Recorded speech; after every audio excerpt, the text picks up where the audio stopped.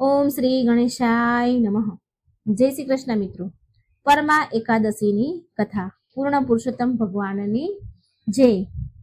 પૂર્વ ધનેશ્વર નામે એક બ્રાહ્મણ હતો. તેને ઘરે પતિ પરાયણ સતી સ્ત્રી હતી. કર્મયોગે બ્રાહ્મણ અતિ દારિદ્ર હતો. નામ તેનું હતું ધનેશ્વર. પરંતુ ધન તો એક તરફ રહ્યું. તેને પેટે પૂરતી ભિક્ષા પણ મળતી ન હતી. આથી તેને મનમાં દુઃખ રહ્યા કરતું હતું.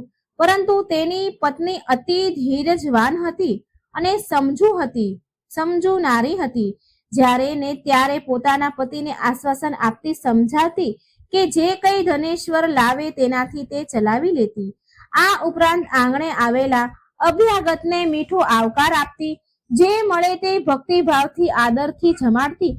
ધનેશ્વરને જ્યારે ખબર પડી કે પોતાની પત્ની આટલી સદગુણી અને ધર્મનિષ્ઠ છે, કર્તવ્યનિષ્ઠ છે અને આવી સુશીલ પત્નીને પોતે બે સમય પેટ પૂરતું ખવડાવવા પણ પામી શકતો નથી, પેટ પૂરતું ખવડાવવા પણ શક્તિમાન નથી.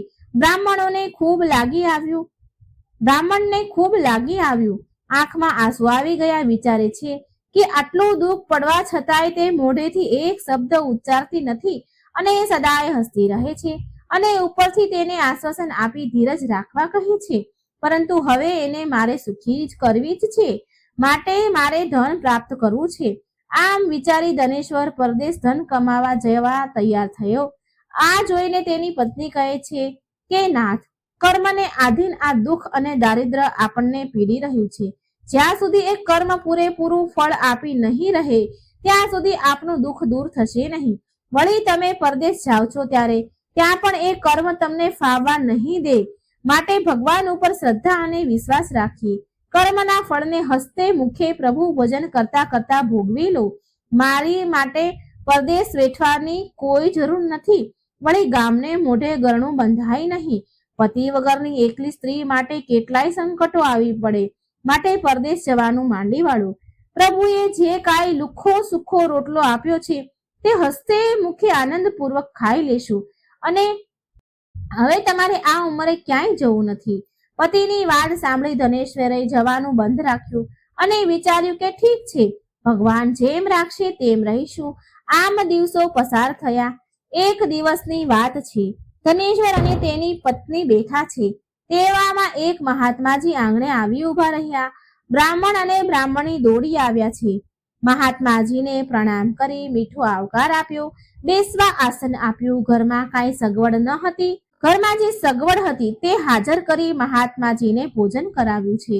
પહેલા મહાત્માજી જાણી ગયા કે બ્રાહ્મણ અને તેની સ્ત્રી ઘણા દુઃખી છે, છતાંય પોતાનું સ્વાગત કરી ભોજન કરાવ્યું. હવે મારે પણ આ બંને પતિ પત્નીનું દારિદ્ર્ય દૂર થાય તેવું કરવું જોઈએ. આથી બ્રાહ્મણને પાસે બોલાવીને કહેવા લાગ્યા, હે વિપ્રવર, તમારા આદર સત્કારથી હું પ્રસન્ન થયો છું અને તેથી તમારું દુઃખ દારિદ્ર્ય દૂર થાય તેવો ઉપાય બતાવું છું. તો તમે ધ્યાન દઈને સાંભળો. અધિક માસ આવે ત્યારે આખો મહિનો સ્નાન કરું, પુરુષોત્તમ માસનું વ્રત કરું, કથા વાર્તા સાંભળું. એ અતિ ઉત્તમ છે. અને એમાંય તે આ માસમાં આવતી કૃષ્ણ એકાદશીનો મહિમા તો ખૂબ જ વધારે છે. અને એટલામાં આ કૃષ્ણ કહેતા પરમા એકાદશીનું વ્રત કરનાર તો મોક્ષનો અધિકારી બને છે. વળી આ વ્રત કરવાથી ધન ધાન્યની પ્રાપ્તિ થાય છે. પૂર્વ કુબેરે આ એકાદશીનું વ્રત કરેલું, તેથી તે કુબેર ભંડારી થયો. અને રાજા હરિશ્ચંદ્રે પણ આ જ કૃષ્ણ એકાદશીનું વ્રત કરેલું અને વ્રતના પ્રભાવે જ તેને રાજ્ય પ્રાપ્ત થયું. માટે હે બ્રાહ્મણ, તમે પણ અધિક માસની આ એકાદશીનું વ્રત કરો. અધિક માસ આવે ત્યારે કૃષ્ણ એકાદશીનું વ્રત કરો, જેથી ભગવાન પુરુષોત્તમ રાય તમારા ઉપર પ્રસન્ન થશે અને તમારા દુઃખો દૂર થશે. મહાત્માજી તો બ્રાહ્મણને આટલું કહી વિદાય થયા છે. ધનેશ્વરે અને તેની પત્નીએ એ જ સમયે કૃષ્ણ એકાદશીનું વ્રત કરવાનો સંકલ્પ કર્યો. પછી તો પુરુષોત્તમ માસ આવતા કૃષ્ણ એકાદશીનું વ્રત શ્રદ્ધા ભક્તિથી કર્યું છે. શક્તિ પ્રમાણે દાન પુણ્ય કર્યું. આમ એકાદશીનું વ્રત સંપન્ન થયું. ભગવાન પુરુષોત્તમ રાયની માયાથી એક દિવસ રાજકુંવર જેવો તેજસ્વી યુવાન ધનેશ્વરને ઘેર આવ્યો અને તેની પત્નીને કહે છે, માતાજી, આ પોટલું લ્યો, દામોદર રાયે તમારા નામે મોકલ્યું છે. આટલું કહી પોટલું મૂકી વિદાય થયો. બ્રાહ્મણ ઘેર આવ્યો ત્યારે તેની પત્નીએ પોટલું બતાવી બધી વાત કરી. ધનેશ્વર આનંદમાં આવી ગયો અને ગદગદ થઈને બોલ્યો કે ભાગ્યવાન ભગવાન પુરુષોત્તમ રાયે જે મોકલ્યું છે આપણું દારિદ્ર ટાળ્યું. પછી તો પોટલું ખોલીને જોયું ને તો તેમાં સોના મહોરો હતા. આમ કૃષ્ણ એકાદશીના વ્રત ફળ રૂપે ભગવાને ભક્તની ભીડ ભાંગી. હે પુરુષોત્તમ રાય, તમે જેવા બ્રાહ્મણીને ફળ્યા તેવું તમારું આ વ્રત કરનાર, વ્રતની કથા વાંચનાર, સાંભળનાર, કહેનાર, હોકારો ભરનાર સૌની મનોકામના પૂરી કરજો, દુઃખ દૂર કરજો. અંત સમયે પ્રભુ તમારું શરણું પ્રદાન કરજો, સૌનું કલ્યાણ કરજો. જય પુરુષોત્તમ રાય. મિત્રો, વાર્તા સારી લાગે તો લાઈક કરજો, શેર કરજો અને ચેનલને સબસ્ક્રાઇબ જરૂર કરી દેજો. કમેન્ટ બોક્સમાં ભગવાનનું નામ શ્રદ્ધાથી જરૂર લખજો. એકાદશી માતાની જય. મિત્રો, આજે આપણે એકાદશી માતા અને દરજીની કથા સાંભળીશું. બહુ સમય પહેલાની વાત છે. એક નાના એવા ગામમાં ઘનશ્યામ નામનો એક દરજી રહે છે. દરજીના પરિવારમાં તેની પત્ની, એક 5 વર્ષનો દીકરો હતો. ઘનશ્યામ માત્ર ભગવાનના જ કપડાં સીવતો હતો. જે વાઘા કહીએ, જે ભગવાનના પોશાક કહીએ એ જ સીવતો હતો. ઘનશ્યામનો જે 5 વર્ષનો પુત્ર હતો તેણે તેનું નામ ગોપાલ રાખ્યું હતું. જ્યારે તેનો પુત્ર માત્ર 5 વર્ષનો હતો ત્યારે ઘનશ્યામની પત્ની બીમાર રહેવા લાગી અને એક ગંભીર બીમારીના કારણે તે સ્વર્ગવાસ થઈ ગઈ. હવે તો ઘનશ્યામ એના પુત્ર ગોપાલની સાર સંભાળ રાખે. આવી રીતે ધીરે ધીરે સમય વીત્યો. ઘનશ્યામ એના દીકરાને હંમેશા સાથે રાખતો. જ્યારે એનો દીકરો 14 વર્ષનો થયો તો ઘનશ્યામે એના પુત્ર ગોપાલને પણ સિલાઈનું બધું જ કામ શીખવાડી દીધું. હવે ગોપાલ પણ તેના પિતાના કામમાં હાથ વધારે છે, મદદ કરે છે, બધા કામ કરાવે છે. કેમ કે ઘનશ્યામ માત્ર ભગવાનના વાઘા સીવતો હતો અને એકાદશીનું વ્રત પણ રાખે. ઘનશ્યામ બહુ સરળ સ્વભાવનો હતો, બહુ સીધો સાધો હતો, પૂજા પાઠ કરવા વાળો હતો. એકવાર ઘનશ્યામે એના પુત્ર ગોપાલને કહ્યું, બેટા, તું પણ હંમેશા દેવી દેવતાના જ વસ્ત્ર સીવજે. જ્યારે ઘનશ્યામનો દીકરો 16 વર્ષનો થયો તો ઘનશ્યામે એના વિવાહ એક યોગ્ય કન્યા સાથે કરાવી દીધા. ધૂમધામથી લગ્ન કરાવ્યા અને તે હવે તેના વહુ અને દીકરા સાથે સુખપૂર્વક દિવસો વિતાવે છે. જ્યારે ગોપાલના પિતાનો અંત સમય આવ્યો, કારણ કે હવે એની ઉંમર થઈ ગઈ હતી, વૃદ્ધ થઈ ગયા હતા, એટલે ગોપાલના પિતાનો અંત સમય આવ્યો અને વૃદ્ધ થઈ ગયા હતા. ઘનશ્યામનો અંત સમય આવી ગયો અને ભગવાનના ધામ ગયો. પણ જે તેના અંત સમયમાં ઘનશ્યામે તેના પુત્ર ગોપાલ પાસેથી એક વચન માંગ્યું અને કહ્યું હતું કે ગોપાલ બેટા, ચાહે ભલે કઈ પણ કેમ ન થઈ જાય, પણ તું દેવી દેવતાના જ વસ્ત્ર સીવજે. દેવી દેવતાના વસ્ત્ર સીવતો રહેજે, બીજું કોઈ સિલાઈ કામ ન કરતો. અને બેટા, મારી જેમ હંમેશા એકાદશીનું વ્રત પણ કરજે. એકાદશીના દિવસે કોઈ પણ કપડાને સિલાઈ ન કરતો. એ દિવસે કંઈ સીવવું જ નહીં. અહીં સુધી કે 100 દોરો પણ હાથમાં ન લેતો. આવું વચન લીધું. આ સાંભળી ગોપાલ તેના પિતાને વચન આપતા કહે છે, પિતાજી, હું તમને વચન આપું છું કે હું હંમેશા ભગવાનના, દેવી દેવતાના જ પોશાક સીવીશ અને તમારી જેમ હંમેશા 11 ઉપવાસ પણ રાખીશ. હું તમને વચન આપું છું.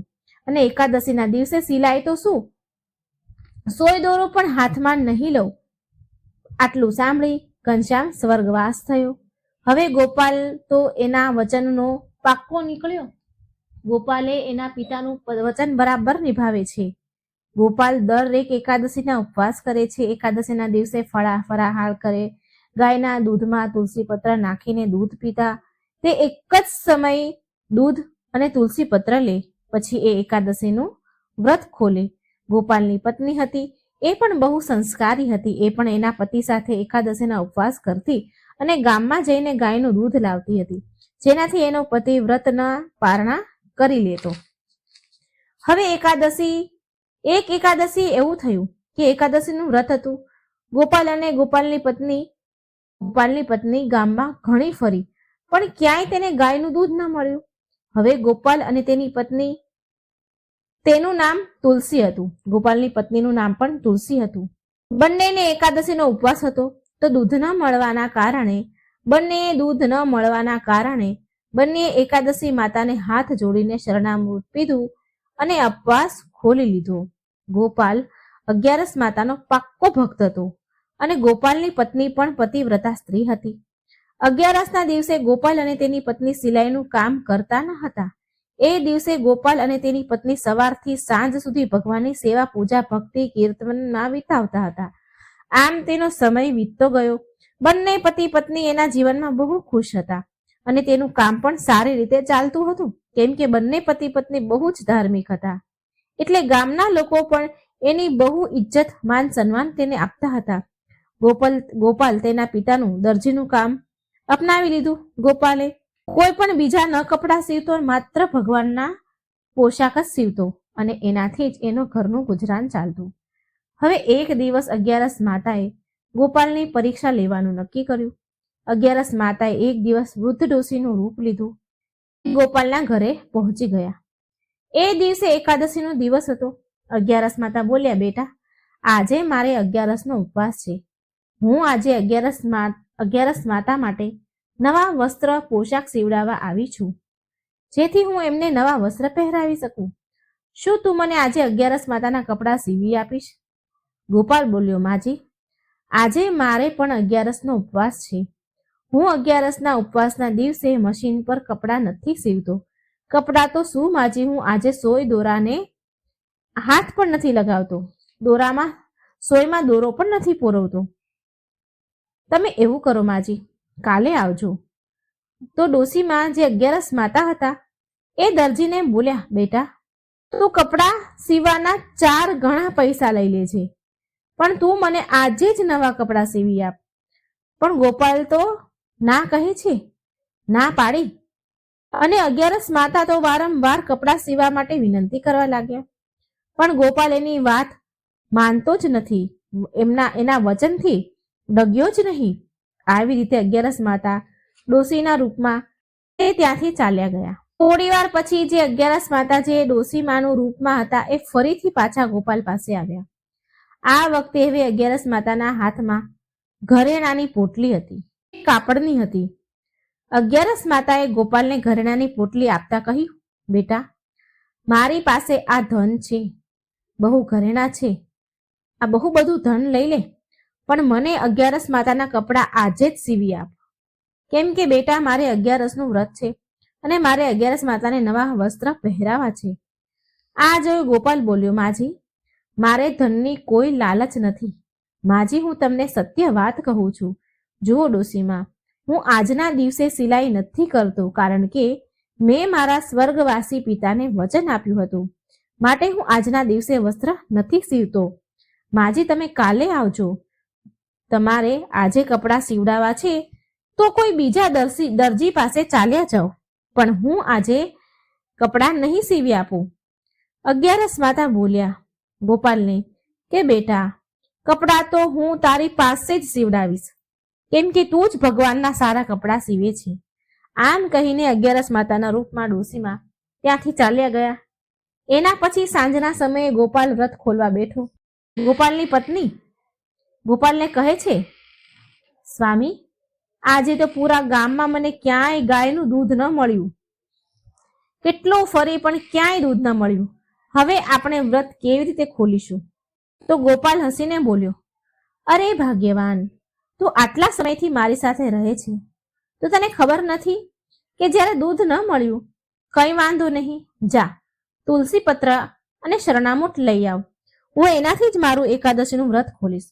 પછી ગોપાલની પત્ની તુલસી દલ અને ચરણામૃત લઈ આવી, જેનાથી બંને પતિ પત્નીએ એકાદશીનું વ્રત ખોલ્યું, પારણા કર્યા. એ દિવસે રાત્રે ગોપાલ અને તેની પત્ની તેનું વ્રત ખોલીને સૂઈ ગયા. હવે અડધી રાતનો સમય થયો તો જ્યારે ગોપાલ અને તેની પત્ની સૂતા હતા તો ઘરનો દરવાજો ખખડવાનો અવાજ આવ્યો. અડધી રાતનો સમય હતો. ગોપાલની પત્ની તો ઊંઘ ઉડી ગઈ. દરવાજો ખખડ્યો એટલે, બારણાનો અવાજ આવ્યો એટલે તેણે ગોપાલને ઉઠાડ્યો કે જુઓ તો, કોઈ આપણા દરવાજો આવ્યું છે, કોઈ દરવાજો ખખડાવે છે. ભલા આટલી રાત્રે કોણ આવ્યું હશે?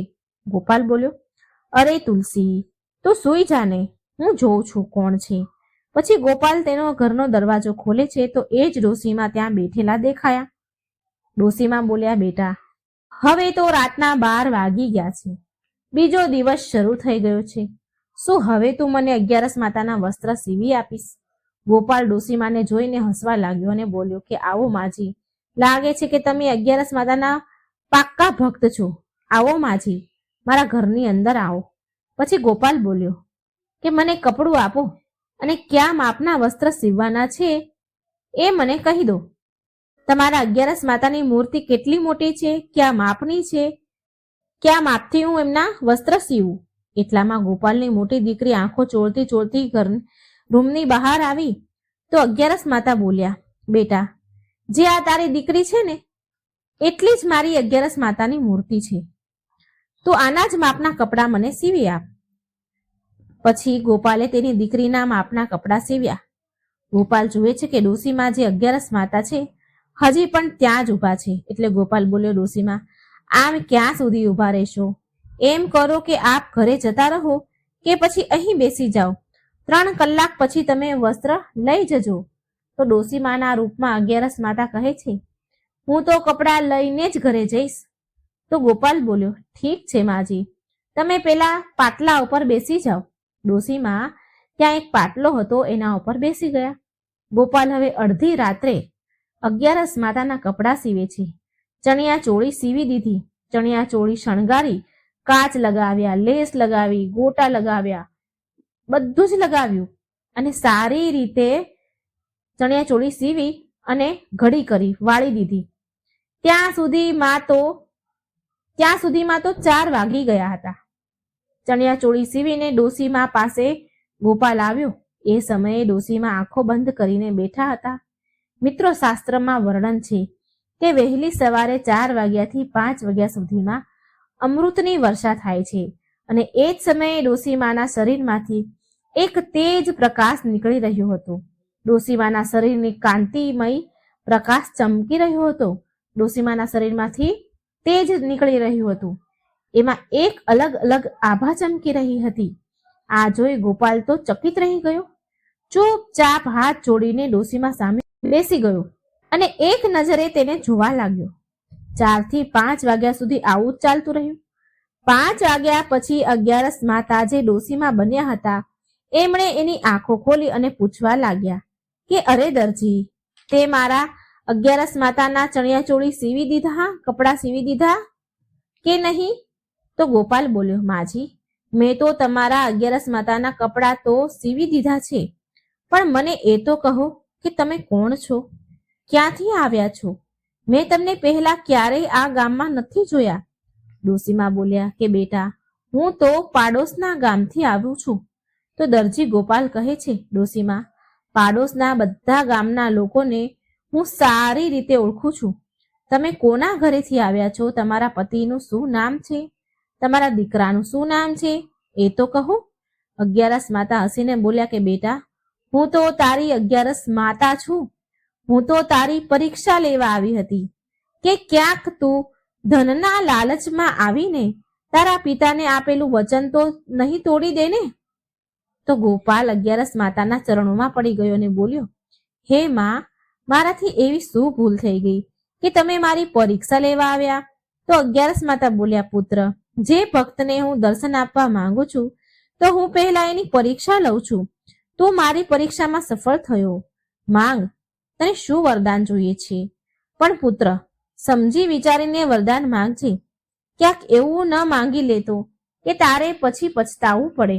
કેમ કે એક બ્રાહ્મણના મુખેથી નીકળેલો શ્રાપ, બહેન દીકરીના મનથી નીકળેલી હાય, બદદુઆ અને રાજાનો આદેશ, બાણથી નીકળેલું તીર અને મારું દીધેલું વચન ક્યારેય ખાલી નથી જતું. ત્યારે ગોપાલ દરજી બોલ્યો, હે માતા, મારી પાસે ધન દોલત, ઘર, મકાન, પત્ની, બાળક તમારા આશીર્વાદથી બધું જ છે. માં, જો તમે વરદાન આપવા ઈચ્છો છો તો મને એટલી શક્તિ આપો કે હું મરતા પહેલા એ જોવા માંગુ છું કે શરીરમાંથી આત્મા કેવી રીતે નીકળે છે. મનુષ્ય મૃત્યુ સમયે શું શું કષ્ટ ભોગવે છે. હે માતા, આ મરતા પહેલા જોવા માંગુ છું.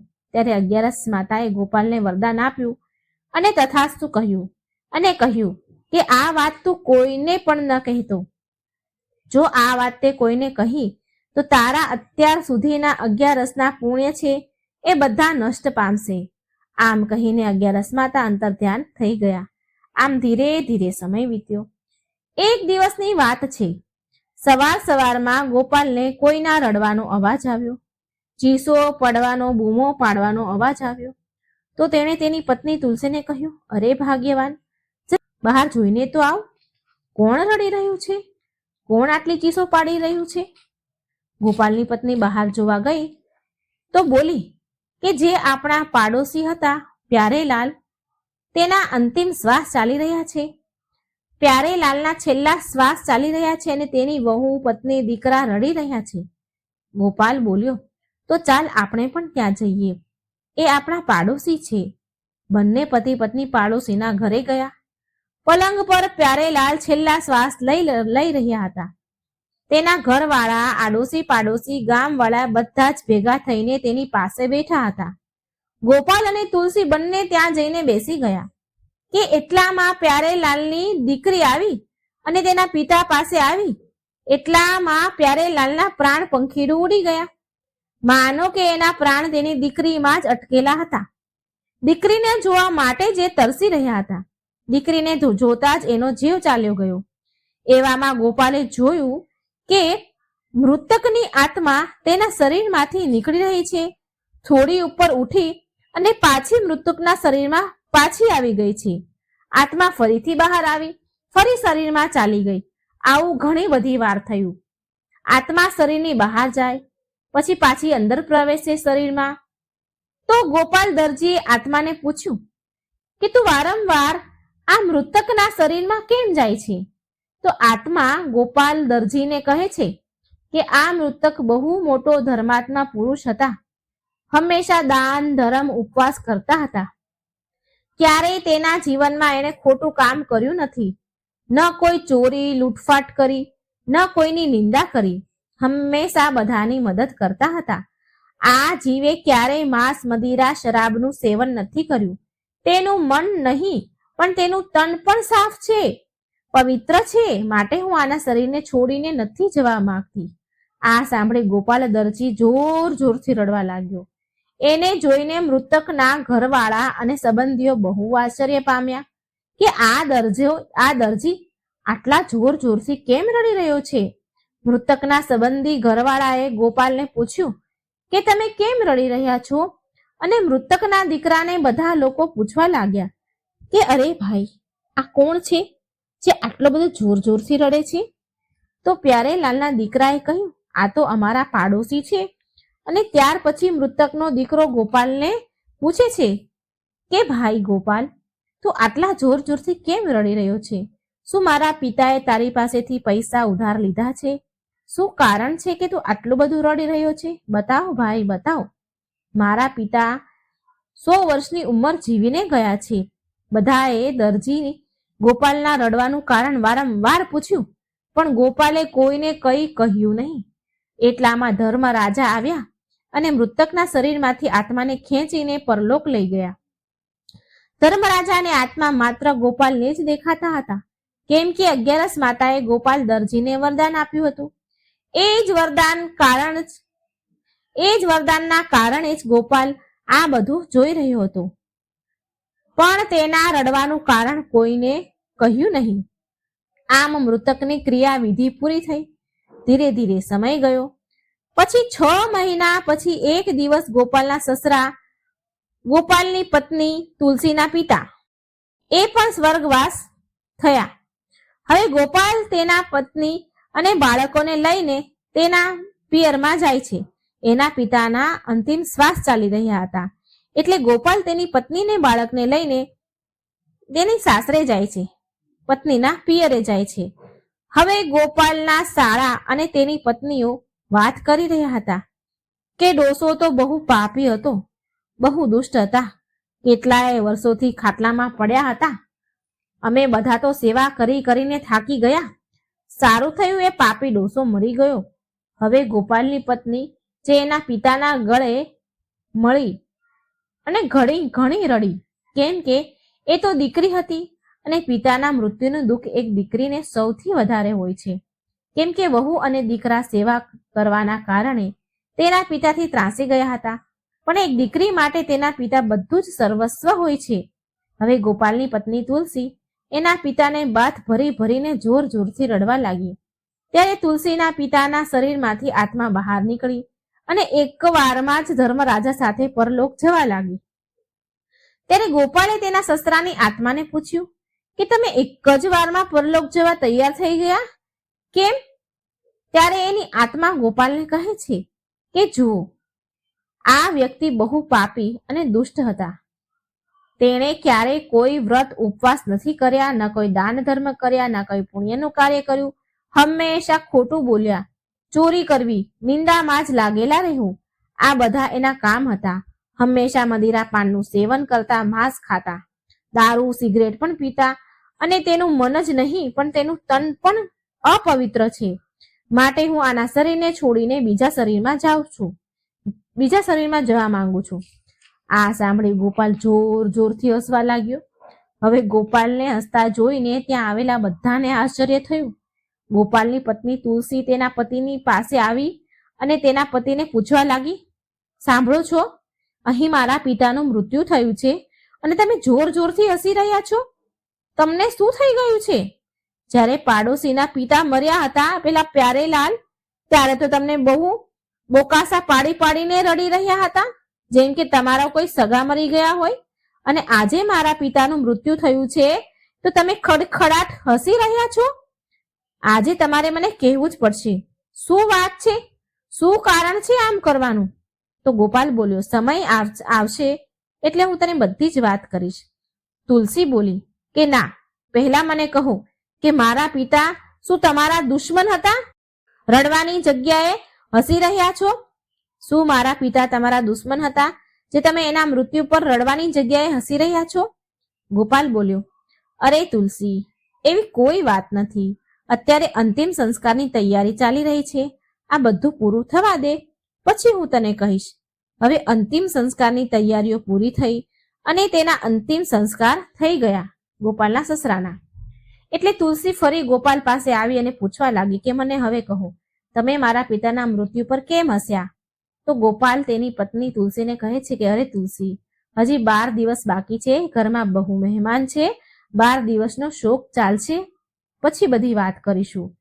આ બધા જોશે તો શું કહેશે? આપણા ઘરે જઈશું ત્યારે હું તને બધી સત્ય વાત કહીશ.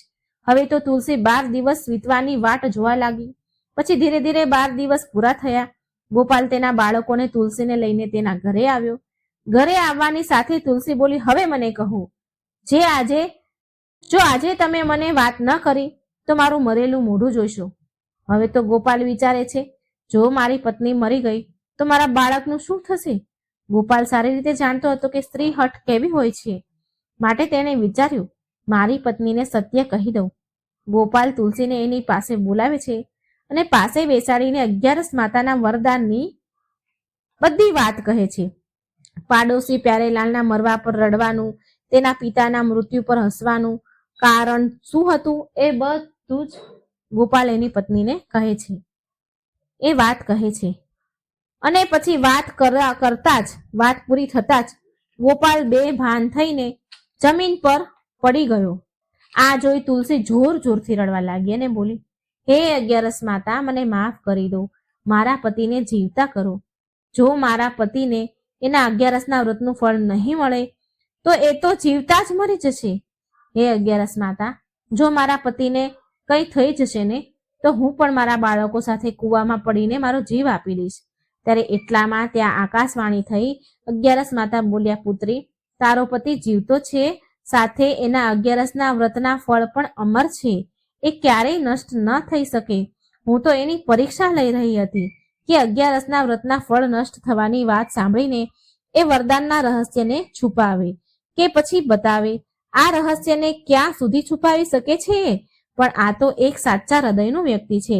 આણે તો તારાથી પણ કંઈ નથી છુપાવ્યું. ગોપાલે 11ના ફળ નષ્ટ થઈ જવાની વાત ખબર હોવા છતાં પણ તને આ બધી વાત કરી. એટલામાં ગોપાલ ઊભો થયો અને 11 માતાએ જતા જતા એના ઘરને ઠોકર મારી. હવે તો ગોપાલના ઘરમાં અન્નધનના ભંડાર ભરાઈ ગયા. તેનું મહેલ જેવું ઘર બની ગયું. ત્યાર પછી જ્યારે 11 માતાનું વ્રત આવ્યું તો ગોપાલની પત્નીએ તેના પતિ સાથે 11નું વ્રત રાખ્યું અને કથા સાંભળી, પૂજા કરી. હવે તો એ રોજ 11 માતાના કથા વાર્તા સાંભળતા, વાંચતા, કહેતા અને અપાર શ્રદ્ધા 11 માતામાં હતી તેમને, કારણ કે ગોપાલ બાળપણથી જ તેના પિતાને 11નું વ્રત કરતા જોતો આવ્યો હતો. 11 માતાના આશીર્વાદથી બંને પતિ પત્ની અને તેના બાળકો સુખી જીવન જીવવા લાગ્યા. અન્નધનના ભંડારમાં ભર્યા માતાજીએ. તો આવો 11 માતાનો વ્રતનો પ્રભાવ છે. બોલો 11 માતાની જય.